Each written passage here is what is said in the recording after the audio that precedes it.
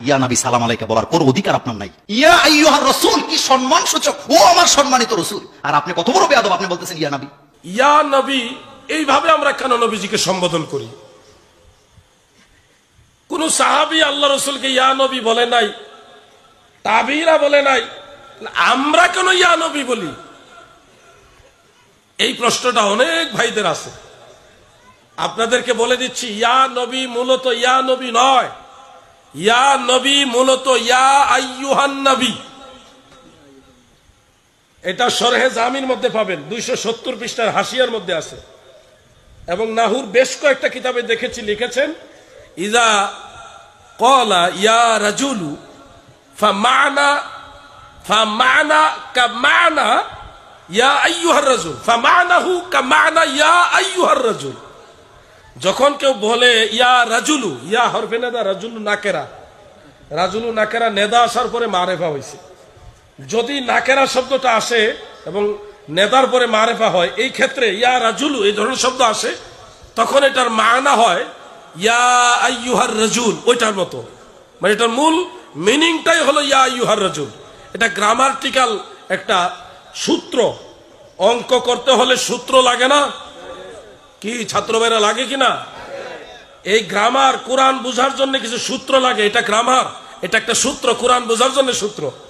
সেই সূত্র মোতাবেক শব্দটা যদিও আপনি দেখছেন ইয়া নবী, কিন্তু এটা ওই গ্রামাটিক্যাল সূত্র মোতাবেক পবিত্র কোরআন অনুযায়ী ইয়া আইয়ুহান নবী। যদিও আপনি শুনছেন ইয়া রাসূল, কিন্তু ওই কোরআন অনুযায়ী গ্রামাটিক্যাল সূত্র মোতাবেক এটা হবে ইয়া আইয়ুহার রাসূল।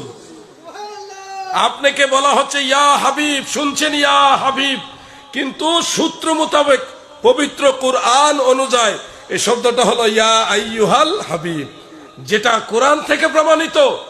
অতএব যে কেউ যদি বলে ইয়া নবী কোরআনেও নাই হাদিসেও নাই, তখন বুঝে নেবেন এই লোক কোরআন হাদিস বুঝেই নাই, সে সূত্র জানে না। সূত্র না জানলে অঙ্কের সমাধান সে করতে পারবে। আমার যুবক ভাইয়েরা গো, দিলের কান লাগায় শোনো, এখানে আরেকটা কায়দা আমরা যদি মনে রাখি তাহলে আমাদের জন্য আরো ভালো হবে। ইয়া নবী এই শব্দটা, নবী শব্দটা এজাফত হয়েছে নিজের দিকে, ইয়া নবী কি, হে আমার নবী, হে আমার নবী। তখন আর নবী শব্দটা নাকেরা থাকে না। নাকেরা যখন এজাফত হয় তখন এটা মারেফা হয়ে যায়। কথা বুঝতেছেন আপনারা? নাকেরা মারেফা এগুলি আপনারা বুঝবেন না, সব আপনাদের বুঝার দরকার নাই।